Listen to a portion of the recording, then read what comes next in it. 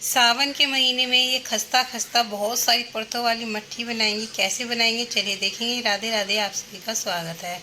तो ढेर सारी परतों वाली बनाएंगे दोस्तों, और इस तरीके से ना बहुत ही बढ़िया और टेस्टी लगती हैं ये। और आप इन्हें बना करके भी रख सकते हैं, आप इन्हें नमक पारे भी कह सकते हैं, मट्ठियाँ कह सकते हैं, लेकिन ये बहुत ही खस्ता और ढेर सारी परतों के साथ बनेंगी। लेकिन आप सभी से प्लीज़ मेरी रिक्वेस्ट है, वीडियो को पूरा देखिएगा और थोड़ी भी पसंद आए तो लाइक और शेयर कर दीजिएगा। चैनल पर नए हैं तो सब्सक्राइब करना बिल्कुल भी मत भूलिएगा दोस्तों, जिससे जब भी अगली नई वीडियो आए ना, अगली रेसिपी आए तो उसकी नोटिफिकेशन आपको मिल जाए। एक प्यारा सा कमेंट करके ज़रूर बताइएगा, क्योंकि आपका एक लाइक शेयर कमेंट तो बिल्कुल मुफ्त होता है, लेकिन मुझे बहुत ज़्यादा खुशी और मोटिवेशन देता है। चलिए बनाते हैं इनको। चलिए तो बनाएंगे इसको। तो इसके लिए ना मैंने आधा किलो मैदा ले लिया है, और यहाँ पर ना बिल्कुल मैदा से ही बनाने वाले हैं, एकदम बाज़ार से भी कहीं ज़्यादा अच्छी खस्ता खस्ता ढेर सारी परतों वाली। सावन का महीना है तो इसमें ये चीज़ें होती ही हैं दोस्तों। तो चलिए, मैदा के अंदर ना सफ़ेद तिल, थोड़ी सी चिली फ्लेक्स, और मैंने कलौंजी डाली है, थोड़ी सी मैंने कसूरी मेथी डाली है, नमक डाला है। और यहाँ पर ना इन सब चीज़ों को मिक्स करेंगे। थोड़ा सा अजवाइन भी मैंने क्रश करके डाला है हाथों से, और अच्छी तरीके से एक बार मिक्स करेंगे। और फिर यहाँ पर ना मैंने थोड़ा सा घी ले लिया है, देसी घी। आप ये चीज़ रिफाइंड से भी कर सकते हैं। इसमें मोइन दे देते हैं, एक तरीके से मोइन है, ये बहुत ज़रूरी होता है दोस्तों। और इसको एकदम आपको ना परफेक्ट देना बहुत ज़रूरी होता है, क्योंकि इसी से ही हमारी, जब इस तरीके से हम खस्ता चीज़ें बनाती हैं ना तो अच्छी बनती हैं। तो यहाँ पर देखिए, आप इसकी ना मुट्ठी बांध करके देखिएगा, मुट्ठी अच्छे से बन जाए ना तो मतलब ये बिल्कुल तैयार है। तो एक गिलास में पानी ले लिया है, नॉर्मल वाला मैंने, रूम टेम्परेचर का। और अब ना इस आटे के अंदर थोड़ा थोड़ा पानी डाल करके हम इसको गूंथ लेते हैं। तो बहुत ज़्यादा टाइट नहीं और बहुत ज़्यादा ढीला नहीं, मतलब कि हल्का सा, बस आप ये देखिए इस तरीके से लगाना है, क्योंकि जब हम इसको 2-4 मिनट के लिए रखेंगे ना तभी भी ये थोड़ा सा ढीला हो जाता है। अगर आप पानी ज़्यादा डाल देंगे ना तो फिर पतला हो जाएगा, और पतला हो जाएगा तो बाद में ये बहुत ही पतला हो जाएगा दोस्तों। तो चलिए, यहाँ पर ना मैंने इसको इस तरीके से गूँथ लिया था मैंने। आप देख ही सकते हैं, 10 मिनट रेस्ट के लिए छोड़ दिया था। अब बारी आती है इसकी बनाने की। तो यहाँ पर मैं इसकी इस तरीके से छोटी छोटी लोइयाँ काटूंगी। तो यहाँ पर ना हमें मैं आपको 2 तरीके से बनाना बताऊंगी। वैसे मैंने यहाँ पर एक बहुत ही बढ़िया बने थे दोस्तों। कहने का मतलब ये है, मैं कुछ बोलना चाहती हूँ, कभी कभी ऐसा होता है कि हम कुछ और ही बोल जाते हैं, तो आप रेसिपी पर फोकस कीजिएगा दोस्तों। तो चलिए, लोइयाँ काटने के बाद ना इसकी छोटी छोटी सी इस तरीके से रोटियाँ बेल लेंगे। रोटियों को बहुत ज़्यादा मोटा नहीं बेलना है, पतला पतला बेल लेना है। तो मैंने यहाँ पर 3 रोटियाँ एक साथ बेली हैं। आप ज़्यादा बेल सकते हैं, या फिर आप मतलब मेरी तरह, मैं आपको बताऊँगी दूसरा तरीका भी, लेकिन प्लीज़ वीडियो पर पूरा बने रहिएगा, सभी से रिक्वेस्ट है। हमने रोटी के ऊपर हल्का सा बिल्कुल इस तरीके से घी लगा दिया है, और फिर ऊपर से दूसरी रोटी रखेंगे, और फिर उसके ऊपर इस घी के ऊपर ना हल्का सा आप सूखा मैदा भी डस्ट कर दीजिए। और ये देखिए, परतें ना बहुत ही अच्छे से खुल जाती हैं।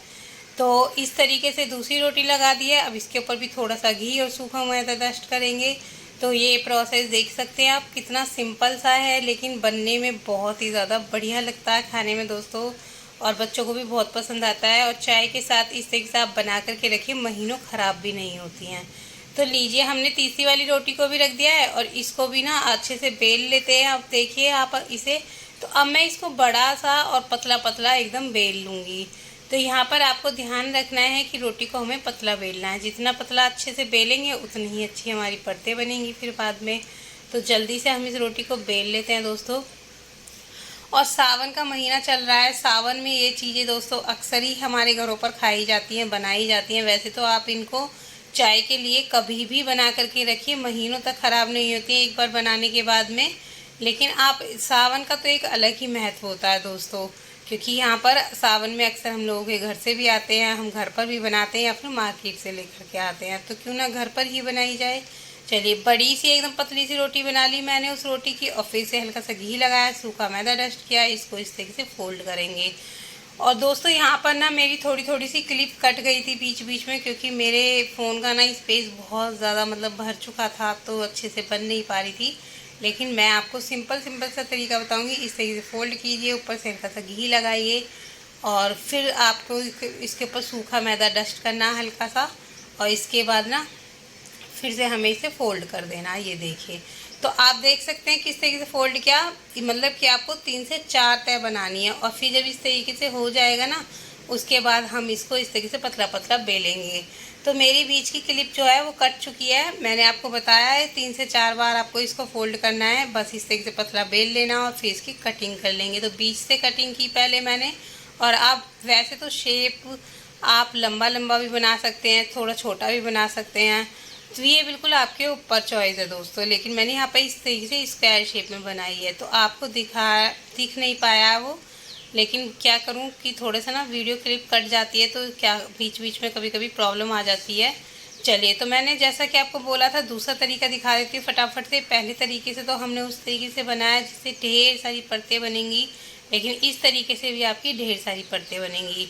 है वही तरीका, लेकिन यहाँ पर हमने 3-4 रोटियाँ नहीं बनाई है, सिर्फ एक ही रोटी का ये प्रोसेस करेंगे। ये देखिए, इसको भी इस तरीके से किया और बीच से अब हमने घी लगाकर इसमें यहाँ पर भी फोल्ड कर देंगे। तो इसी तरीके से हमने उन वाली रोटी को फोल्ड किया था। मैं यहाँ पर आपको बता दूँ दोस्तों, क्लियर करूँ थोड़ा सा, आपको ऐसा ना हो कि समझने में दिक्कत हो जाए।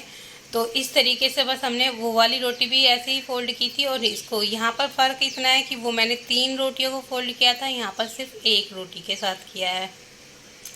तो इस तरीके से हमने इसको भी सेम वही प्रोसेस है कटिंग करने का, बनाने का। बस फ़र्क इतना है दोस्तों, मैं आपको बार बार फिर से कह रही हूँ कि वहाँ पर 3 रोटियाँ एक साथ ली थी, यहाँ पर सिर्फ और सिर्फ एक रोटी से किया है मैंने इस तरीके से। आप देखिए स्क्वायर बन करके तैयार हो गए। अब दूसरे तरीके से ये मैंने सिंपली ही बना करके रखे हैं, लेकिन डायमंड शेप में काटे हैं। तो मैंने सोचा क्यों ना सारे ऐसे बनाने से अच्छा है कि आधे ऐसे बनाए जाएँ और आधे वैसे बनाए जाएँ। खाने में और भी ज़्यादा मतलब बनने में आसान हो जाता है और खाने में तो खैर अच्छे लगते ही हैं दोस्तों। चलिए, यहाँ पर बारी आती है फ्राई करने की। तो तेल को हमें गरम करना है। आप देखिए इसमें छोटे छोटे से बबल्स उठ रहे हैं ना, बस इस तरीके का तेल रखना है। बहुत ज़्यादा आपको एकदम हाई मतलब हीट पर नहीं गरम करना है। अगर आप बहुत ज़्यादा तेज़ गरम करोगे ना तो ये अंदर तक खस्ता नहीं बनेंगी, लेयर्स नहीं खुलेंगी। फ्लेम को बहुत कम रखना है आपको और इस तरीके से आपको इन्हें थोड़ा सा हल्के हाथ से चलाना है और फिर इन्हें पकने देना है। बढ़िया तरीके से गोल्डन फ्राई कर लेना हमें इन्हें, क्रिस्पी एकदम गोल्डन फ्राई मज़ेदार से हमारा ये स्नैक्स बन करके तैयार हो जाएगा दोस्तों। आई होप आप सभी जब भी बनाएंगे ना आपको भी बहुत पसंद आएगा। थोड़ी थोड़ी जब भी हमें कुछ अच्छा खाना होता है, थोड़ी सी मेहनत तो दोस्तों करनी ही पड़ती है। बिना मेहनत के तो हमें पता है कि कुछ, आपको भी पता है, मुझे भी पता है, सभी को पता है कि कुछ नहीं मिलता है। चलिए, तो यहाँ पर इनको हमने पहले बैच को इस तरीके से फ्राई कर लिया। ये देखिए, आप देख सकते हैं कि किस तरीके से इनकी लेयर्स खुली हैं, लेकिन किसी किसी की नहीं खुली है। कभी कभी ऐसा भी होता है कि जब हम इतने सारे बनाते हैं तो 1-2 की लेयर्स नहीं भी खुलती हैं कुछ की। लेकिन यहाँ पर आपकी ये बहुत ही खस्ता, बहुत ही बढ़िया एकदम मज़ेदार से इस तरीके से नमक पारे का ये मठिया का ये एकदम करारी करारी बन करके तैयार हो चुके हैं दोस्तों। चलिए, तो सेकंड बैच को भी इसी तरीके से फ्राई करेंगे। देखिए कितने अच्छे से लेयर्स खुली है ना, जैसा कि मैंने बोला आपको, और ज़्यादातर लेयर्स खुली हैं सभी की दोस्तों। तो बस इस तरीके से ना मैंने बाकी सभी को फ्राई कर लिया है, जो कि बनने में बहुत ही आसान है। एक बार बनाइए, महीनों तक स्टोर कीजिए और खाइएगा, इंजॉय कीजिए चाय के साथ में। कोई गेस्ट आ जाए उनको भी दीजिएगा। लीजिए, सारे बन करके तैयार हो गए। आप इसकी लेयर्स देख सकते हैं, आपको दिखाई भी दे रही होगी एक एक लेयर्स कैसे खुल रही है दोस्तों। ये देखिए कितना क्रिस्पी है। अभी हल्का सा ये गर्म है, जब ठंडा हो जाएगा पूरी तरीके से तो और भी क्रिस्पी हो जाएंगे दोस्तों।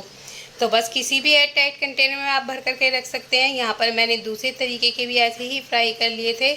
आई होप आप सभी को वीडियो पसंद आए तो लाइक और शेयर कर दीजिएगा। मिलते हैं अगली वीडियो रेसिपी के साथ, तब तक के लिए आप अपना ध्यान रखिए, अपनों का ध्यान रखिए। Bye bye and thank you.